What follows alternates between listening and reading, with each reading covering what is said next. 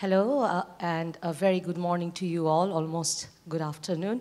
And thank you for joining the session, Role of Media in Building Resilience.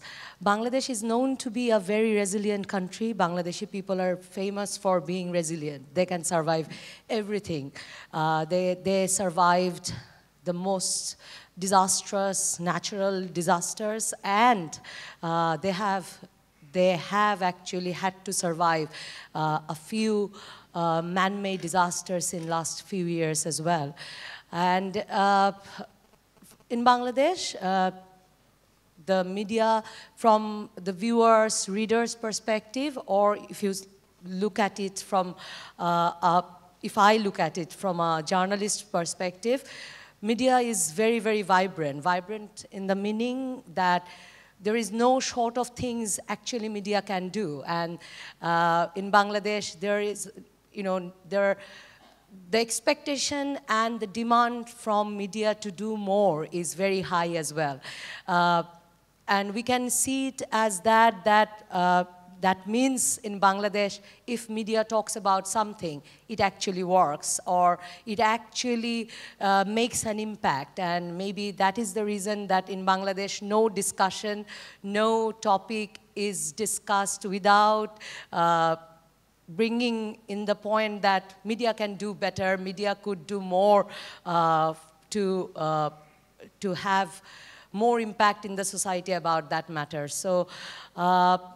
If we look at Bangladesh, in Bangladesh, historically it is, it's disaster prone as well. It's known to be because there are regular floods here, there were big cyclones here, and we have just had a session about Rana Plaza, half an hour back, and we know that that happened too. And in Bangladesh, actually, there is a demand from the readers and viewers that media plays an activist role as well. And that's interesting because in many countries, media maybe do not have that pressure on them that you have to play an activist role. And in Bangladesh, you have that. And media historically played that role too, that in Bangladesh, media actually led the way to start talking about environment. Media had actually led the way to start talking about urban planning and the need for those. And that actually created a huge impact. Many would say media can do better, media can do more, and media actually did not follow up, or why they're not doing more. So we will try to actually get those answers from the panel here. And we have Iftekhar Mahmood from Prothom Alo, we have Riaz Ahmed from Daily Star, and we have blogger, online activist Arif Jeptik present here, who will, and four of us will try to go to those points and discuss about that. If I start with Riaz Ahmed, and if you just start, if you can tell us whether you think media has done enough to make this country more resilient, make our community more resilient, or can you do more? Thank you and good morning.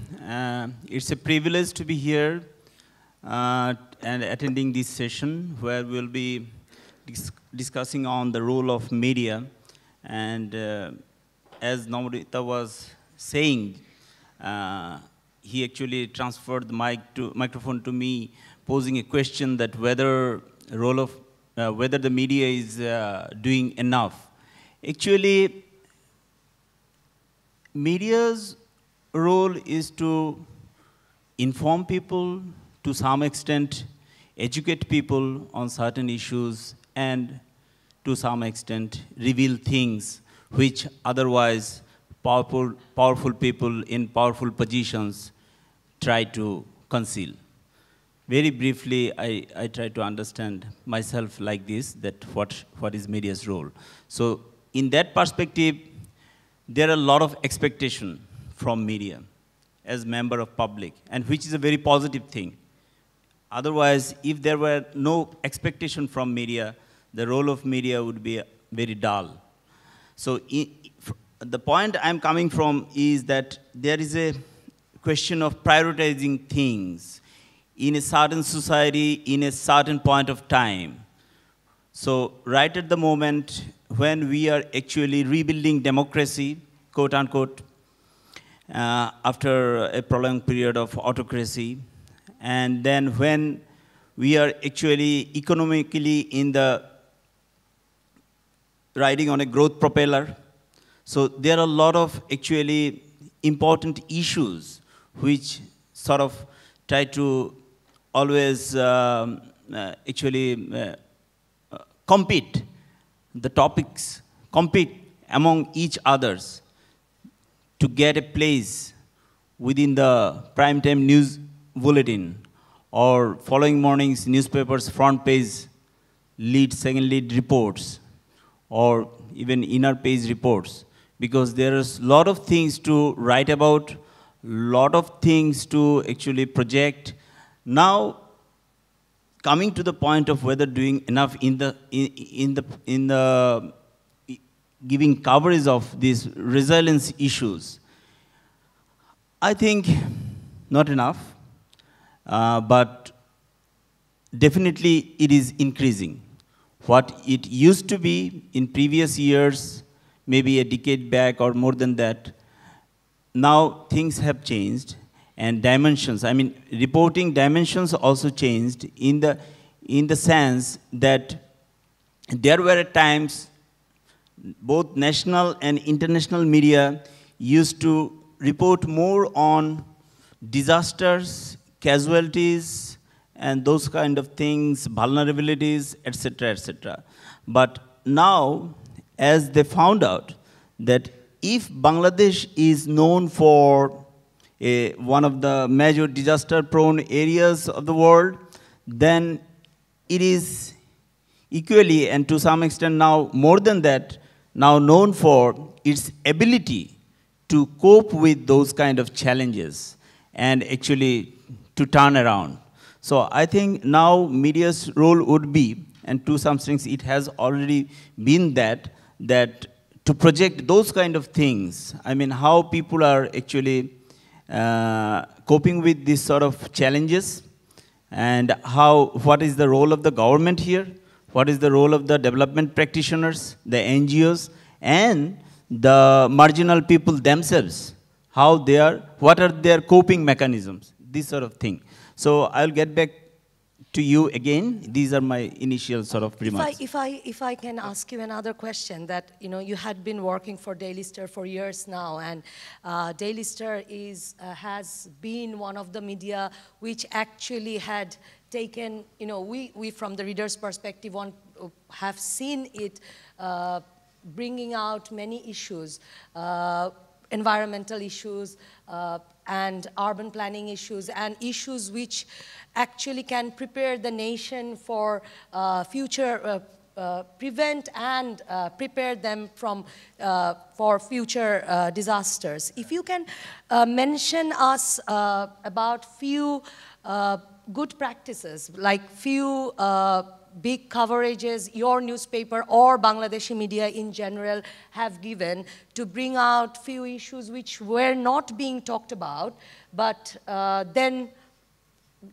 got talked about and started being, a matter of discussion, and then some change happened.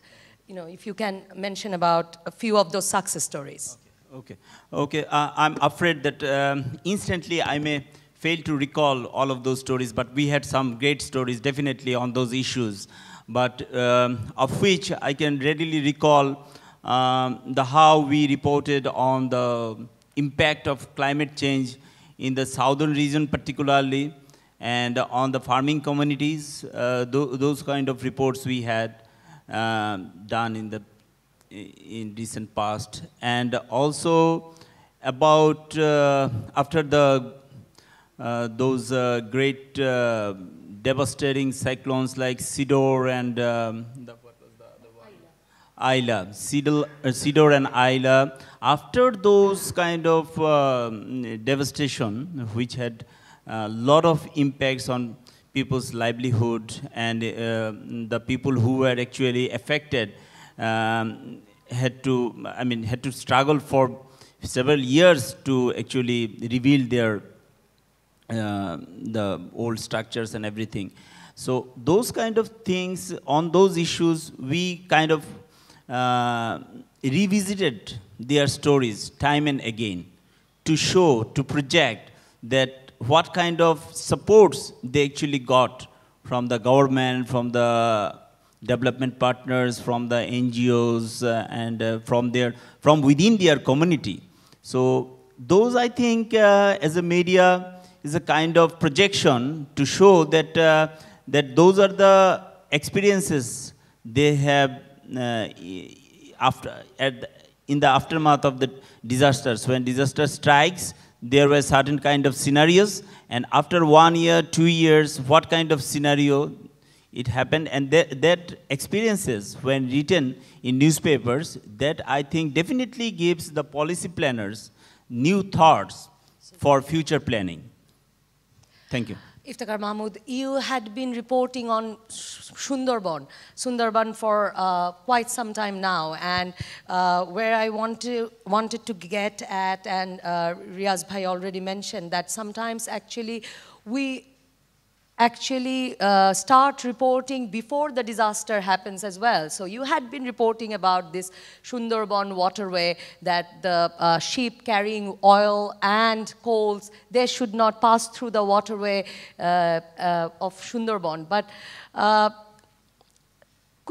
do you think, as a reporter, as you had been reporting on that for a very long time, that do you think that media could achieve the expected reaction from the policymakers, from the government, so that the accidents don't happen? Because in last few months, we have seen few happening. And do you think that media can do that much that it would stop in the future?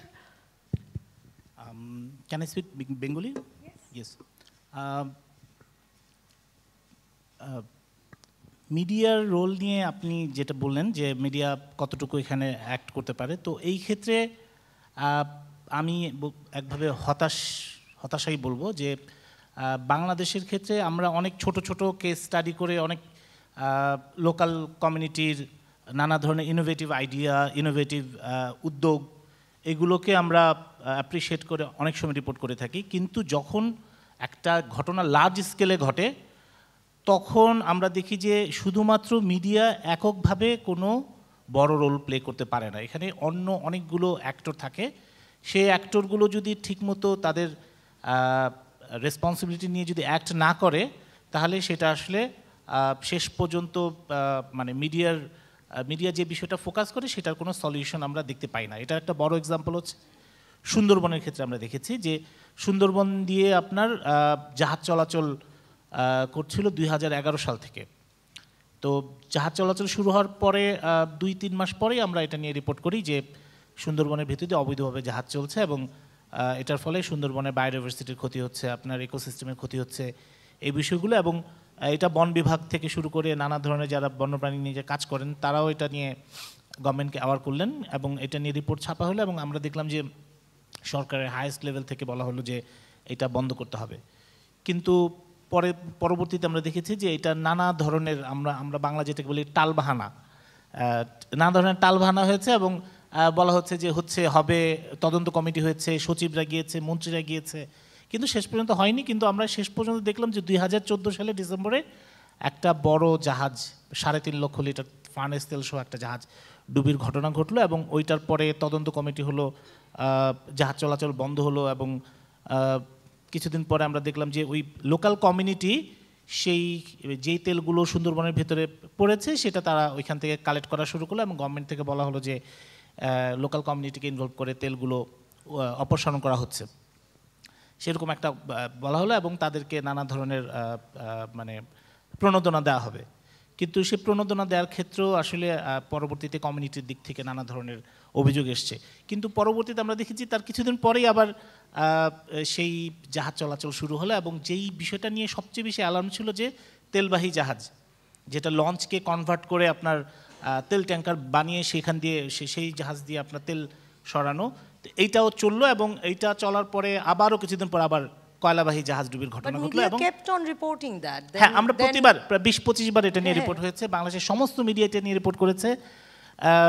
তো report হওয়ার পরেও আসলে তেমন কাজ হয়নি। Last আমরা দেখলাম যে আবারও নতুন করে গতকাল লাস্ট যে শনিবার যে কয়লাবাহী জাহাজটি ডুবলো, ওইটার পরে আপনার তেলবাহী সমস্ত ধরনের জাহাজ চলাচল আবারও বন্ধ ঘোষণা করা হলো। কিন্তু করা হলো এমন একটা সময় যখন আসলে ইউনেস্কো সুন্দরবনে অবস্থান করছে।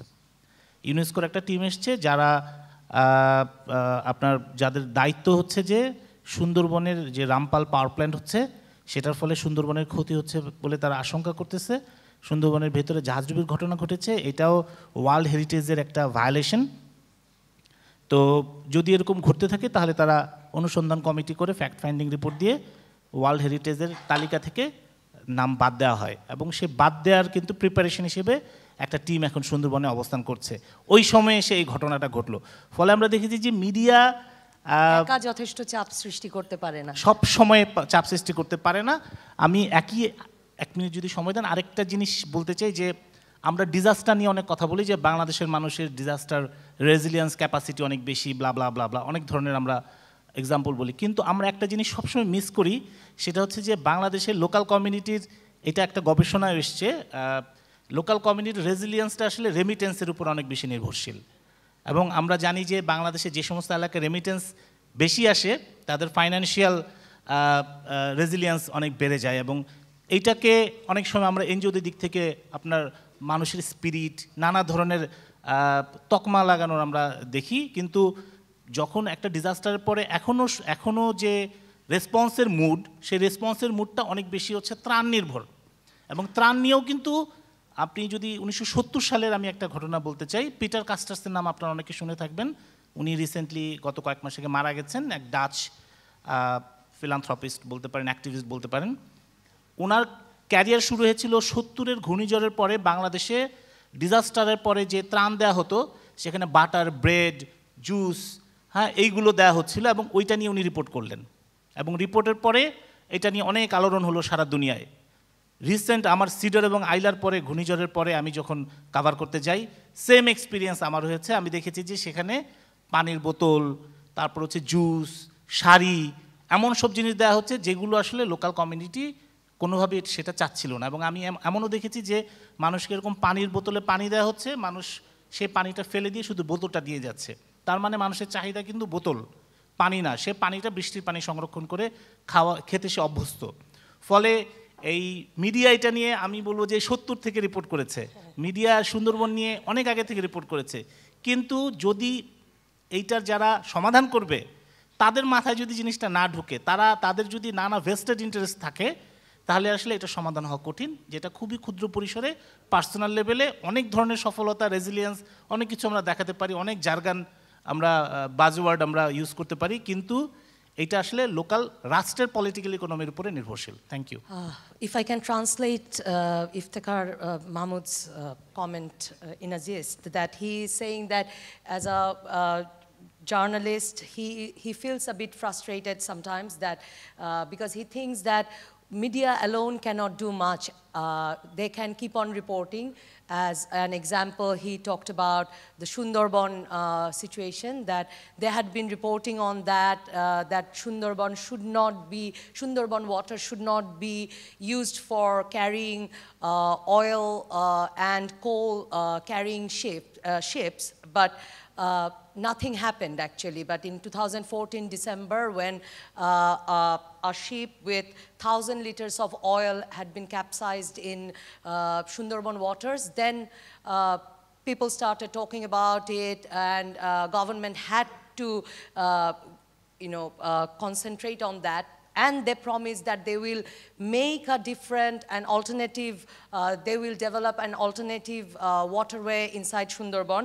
But actually that did not happen, because after a few months when people started forgetting it, although media kept on reporting that, people started forgetting it, the policymakers forgot it as well. So last Saturday, another accident happened in Sundarban waterway.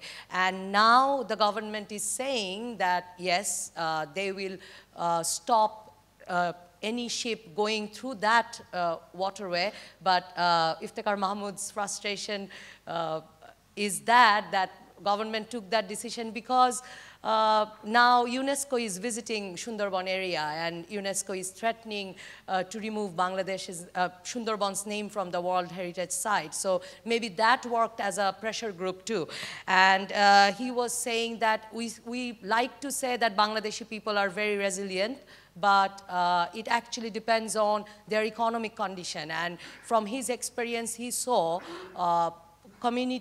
those communities doing better in showing resilience when they have better economy, when if those economies are part of those which actually gets a lot of remittance from their relatives working abroad. So that's, and that media cannot do much, and his frustration, another story of his frustration is actually about the disaster reliefs, that he's saying that from 1970s actually Bangladesh media had been reporting on relief materials not being chosen well and the mismanagement of it. But it is still the case because he himself, when he was reporting after the Cedar, Ayla, or any other disaster, he has seen the same not well-chosen relief materials going there, and the mismanagement continued as well. I want to go to Arif Jeptik, online activist and blogger.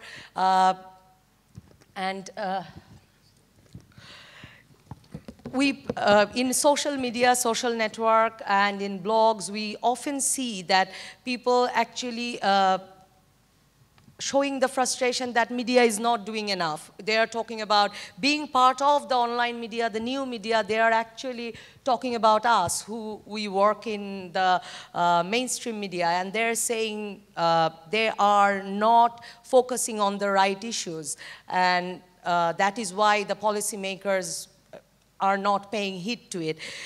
Do you think that mainstream media is not doing enough? And can new media do enough? And can new media do something more and doing something more than the mainstream media? Well, thank you, Navanita.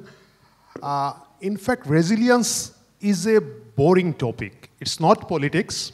It's not scandal. It's not accident. It's not cricket. So, the mainstream media actually will not chose this one so seriously. From the reader's perspective, that even I was a career journalist for more than 16 years, so I have the experience working on the mainstream media as well as now I'm working on especially the new media. My experience is that media has 4 wheels and 1 steering. That's, I request my audience to get this one. Media choose their story on the 4 wheels and 1 steering. This is my thing. The first one is, if it is it commercially attractive for the media? It's end of the day, it's an organization who have to be run and get some financial benefit as well. Is it interesting enough for the readers? Will a reader buy a newspaper with 8 taka or 10 taka to read this news? The current affairs, is it current? Most of the resilience, either we did it before and we forgot, Rana Plaza we forgot, Ayla Cedar we forgot, and there will be some more disaster in future. We don't care. We are in the current affairs. This is the new regular mass media things. And the last thing is the brand value. And the steering is the middle class, because they are the consumer of the media. You'll see that is very interesting. If it is affecting the middle class, the consumer of the media, you'll get a better coverage. You'll get a better thing. Otherwise, most of the resilience things, what is happening in the the rural area or not in my consumer levels, we kept most of the media. I don't want to mention 1 or 2. We kept as a secondary news. Go and do something on the Sylhet, how they are destroying Zaflon, or in the Sundarban and this and that. We are keeping it as a backup news. When the news is not enough, we don't have enough political disaster, when we don't have anything interesting in cricket or something like that, only that we are giving 3-column, 8 inches covers on the lower side. Otherwise, we are keeping, as a backup. Yeah. So there, the new media comes. We tell it's a PUM media. That is interesting because it's free, and it's the general people's media. And the interesting thing is, it can connect faster than the mass media in very different issues. There are lots of activism, recently happened in Bangladesh, generated, organized, and communicated through the new media. It's easy because everyone can be connected. If I am reading Daily Star, I might be missing a news in the Pratham Alo. If I am a regular reader of Pratham Alo, even the Daily Star has a very big news, I might miss. But if I have a Facebook or Twitter or any kind of new media, somehow I'll get the vibe, what is happening and how you are translating this one. So the new media has a very good role over there. But the problem is, we are not enough aware of these things. The resilience or what is happening outside is still, new media is developing, and in this developing situation, I think even new media is not doing enough. Not only that, they are doing very little. We are also very busy on the politics, cricket, this and that. But there are a lot of things to do, and I think it will shape up very soon. What kind of expectation do you have from new media? Because, you already mentioned that, and my perspective is that too, that new media is also, in Bangladeshi new media is also very, very politics and, politics oriented. So do you think that Bangladeshi new media actually doing more than the mainstream media, or how can it do it? Because the new media users, the names you mentioned, like Facebook, Skype, Twitter, they are actually very much for educated, middle class, upper middle class people. So the community we want to make resilient, the community who will face the disaster, most in the worst possible way. Do you think that new media can relate to them? And can you mention any good example in Bangladesh or anywhere else where disaster resilience had been promoted and talked about in new media? Yes, just talk about Rana Plaza, even it's the recently things. You see, the Rana Plaza, when the Rana Plaza accident happened, the first news came to the new media. It was spreaded out, and actually the more the volunteers we were talking in the earlier session, those volunteers were generated and organized by the new media one. There were some groups, they were working here, they're hard. Even I was there as a volunteer for 4 or 5 days. We ran a field hospital there. Actually, those resources were sort of managed by the new media thing. And the thing is, the hype was created by the new media, we must say. And there are many other issues. Still, new media is doing this one. Even I can remember that, though it's not on the resilience things, there is a murder in Kumilla cantonment areas 2 days before, the young girl named Tonu. It was completely hid by the main media, but new media is picking it up. And I saw the BBC's news, BBC published a news yesterday on that one, that although the new others media is not doing this one, but the new media is trying to do something on the activism. So in the Rana Plaza things, I was there and I was amazed to see always there was developing stories like, now we need this, we don't need any more water, we don't need this and that. So people, general people like you and me who wanted to do something, who wanted to donate something, they can understand, okay, we don't need water there, we don't need juice there, but we need the torchlight there, because the thousands of volunteers working in the dark and they need the torchlight. So I saw many people came with 10 torchlight, they bought 10 torchlights from the market and they were giving to our counter, okay, help your activist with this one. So new media did. And I think there are lots of my experience as well as an activist on the online. I know that new media took a very good role. As Arif was saying, that new media actually can communicate and communicate better with the world, and they can work as a bridge between the community suffering and the outside world. Do you think mainstream media has that limitation? And another allegation which is very common and brought up by Arif as well, that maybe mainstream media doesn't focus much on these issues because these are not very attractive for the commercial purpose. Do you agree on that?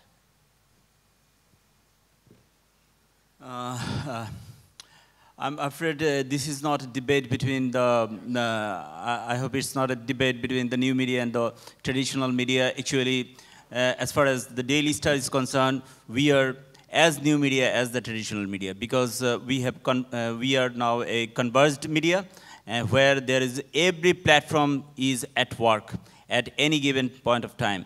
We have presence in the new media as well.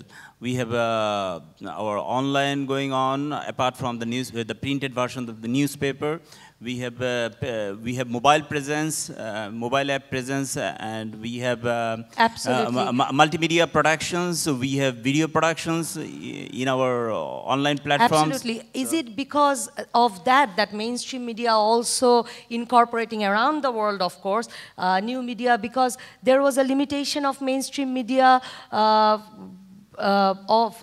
to becoming that bridge between the community and who is suffering and the community who is not? Okay, this is not that much of limitation, but this is the advancement of the technologies, as I see it. Because there were limitations at that point of time when people used to actually use pigeons for sending messages.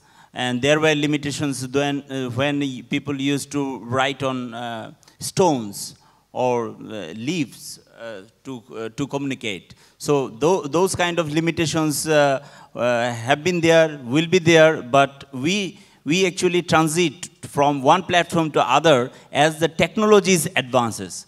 So, but as far as the concern about traditional media not being so bold or quote unquote on certain issues, I don't fully agree with that, because that depends on the commitment of the platform, commitment of the newspaper or the television which you are working for.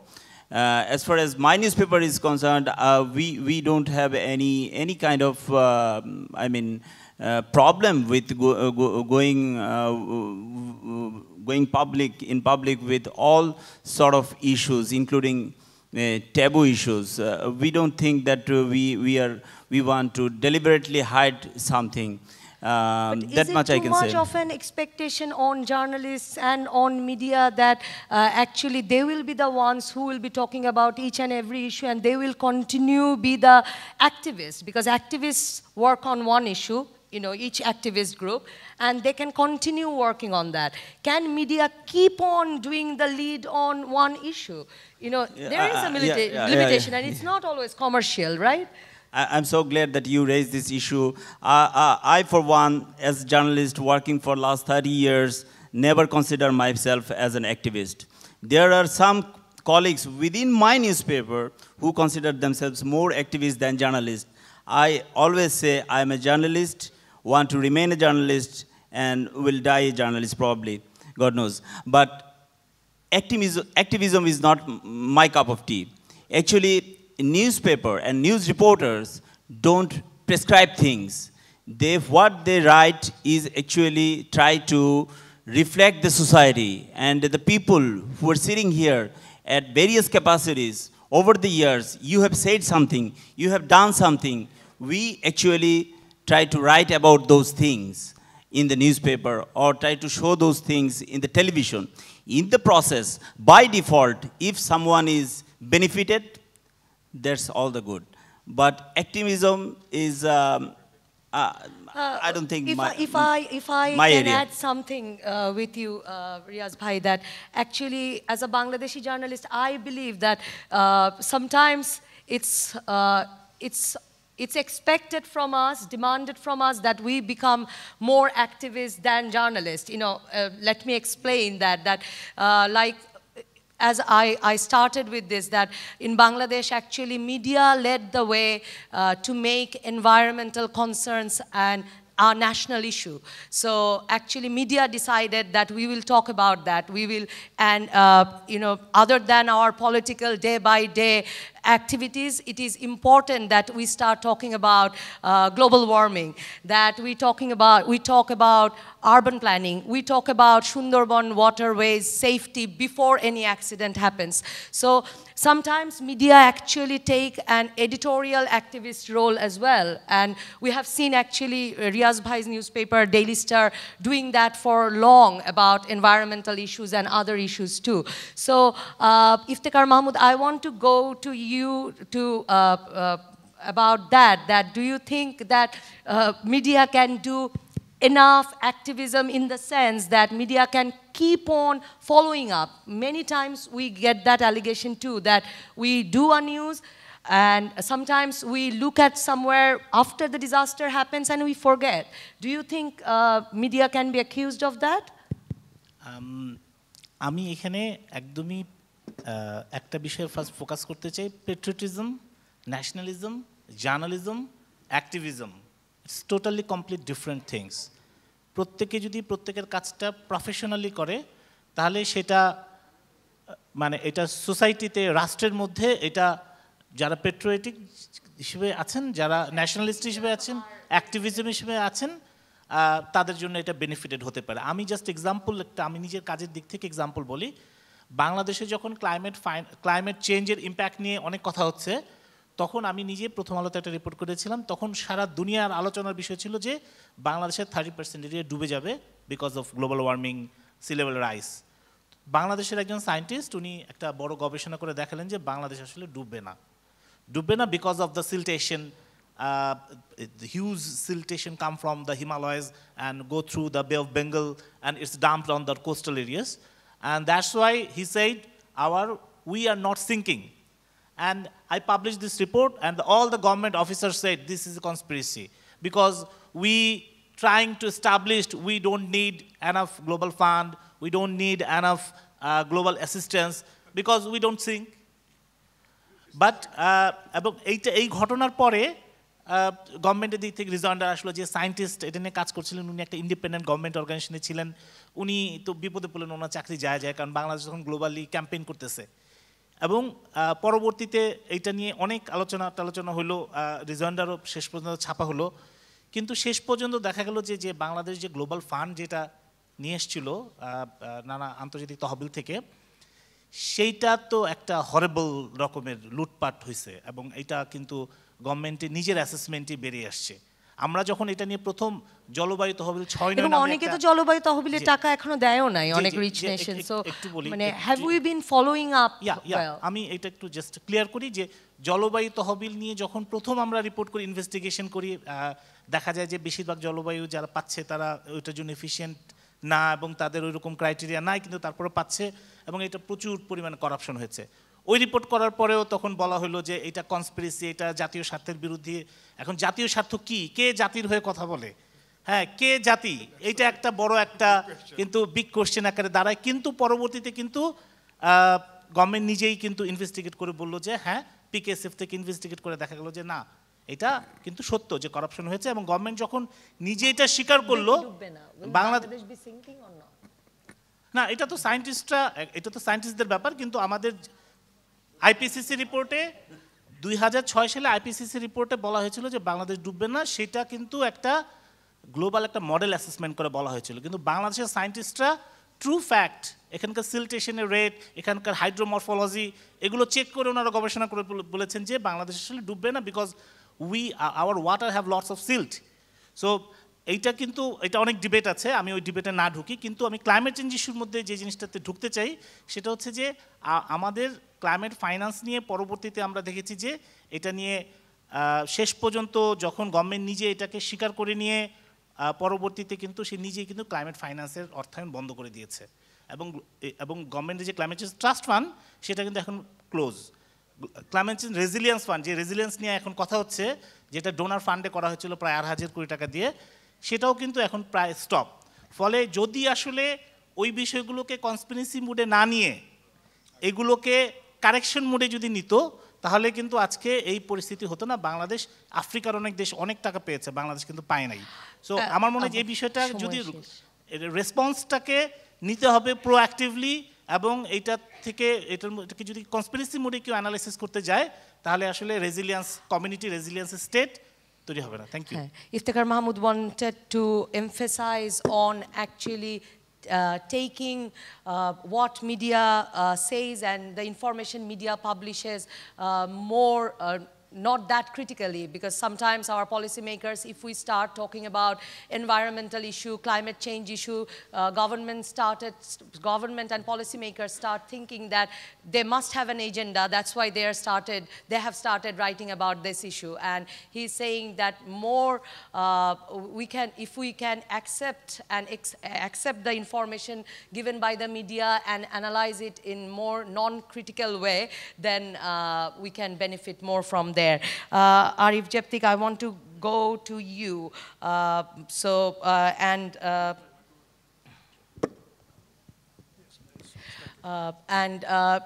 We will have to wrap up actually our session and go for the question answer session.